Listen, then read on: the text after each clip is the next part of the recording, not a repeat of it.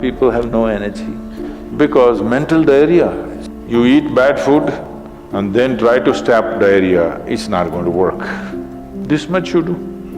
Tonight before you go to bed, keep it down and go to bed. In a little while, if you simply sit here, things around you will reverberate.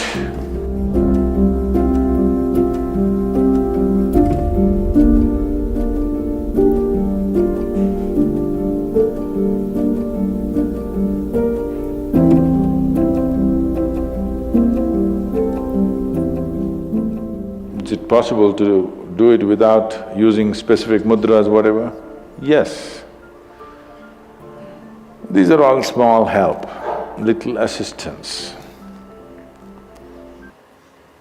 You don't see a Shiva or a Krishna holding mudra and sitting like this, simply intense. Nor will you ever see me sitting like this. No, you will not see me practicing Shambhavi or this or that. If I just close my eyes for 20 seconds, I'm done. I'm ready for the day. So, this is all good help. But is it the only way to do it? No. You can simply sit. If you learn to simply sit, you'll become tremendously intense. Right now, your energy is simply expended by doing unnecessary, endless activity. When you have so much mental diarrhea, how can you have energy? Suppose you have diarrhea, do you see how weak you feel? Yes or no? Right now this mental diarrhea, that's why people have no energy. They want to just eat and sleep all the time, because mental diarrhea is very exhausting. If you have physical diarrhea, you know how exhausting it is. Yes? This is also equally exhausting. People are sleeping 8 hours, 10 hours a day, not because they're working so much or their body is in such a bad state, it's just mental diarrhea. If you stop the mental diarrhea, there's enough energy to make this very, very intense. Now how do I stop mental diarrhea? If you have diarrhea, physical diarrhea, what is the first thing to do? Huh? What?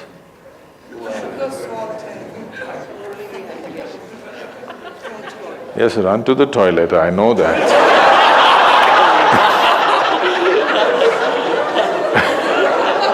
I'm saying as a corrective measure, what's the first thing you do?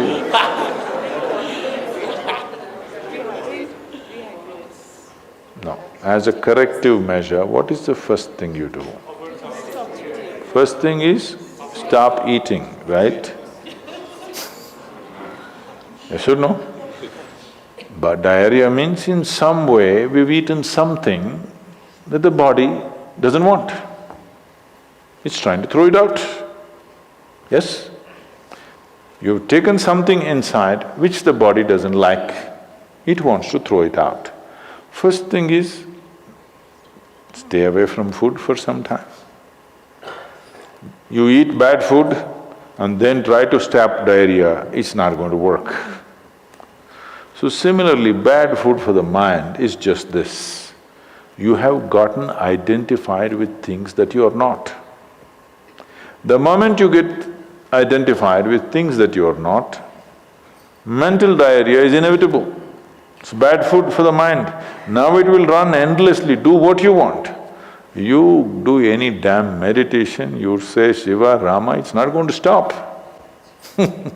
It's not stopped, isn't it? Because bad food is being eaten every day, you're getting identified with more and more things and you want to stop your mind, you do whatever kind of circus, it is not going to stop. If you disidentify with everything, if you understand what is you and what is not you, If you keep a little distance from that, mind will become still. If you want, you can use it, otherwise you can keep it. Now my hand is there, if I want I can move it, otherwise I can keep it. This is a useful hand. Suppose it starts jumping like this. You clearly know there is some kind of an ailment, isn't it? Yes or no? So if hand is jumping, you know it's an ailment. If mind is jumping, is it an ailment or no? The ailment has come because continuous wrong diet. You tell your mind that I am this, I am this, I am that, I am that. It's having diarrhea. You stop giving it wrong food. If you clearly see what… even if you do not know what is me, at least you know what is not me, isn't it? This much you do. Tonight before you go to bed, sit on your bed and sit down and discount everything that is not you. This house in which you're living, is this me? No. This loving parent or mother, father, wife or husband or child, they're wonderful, but is this me? No. Now these nice clothes I'm wearing, is this me? No. Now my body, I like it, but is this me? No. Now I'm having so many thoughts, is this me? No. Now I'm having wonderful emotions, is this me? No. Like this, everything that's not you, before you sleep, keep it down and go to bed. Tomorrow morning, you will wake up considerably more intense than today. Every day you do it. In a little while, if you simply sit here, things around you will reverberate. Really. So I was in… a few years ago, couple of years ago, I was in America and this is a very typically American question. This lady comes up to me and she's very angry. I've been doing this yoga for last 35 years, nothing happened. But you went and just sat on a rock and things happened to you. This is not fair. Where is that damn rock?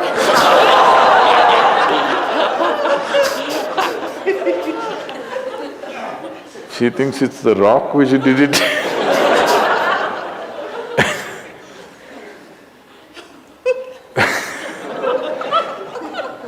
The only sadhana that I did in my life is, right from my very early age,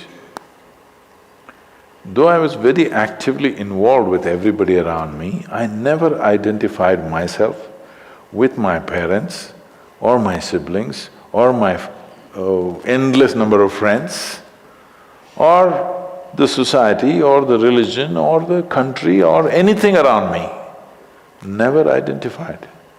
Not that I was not involved, I was very involved, very active. Even today I'm very active and involved, but not identified. If you don't identify with anything, there is enough energy in this to become intense.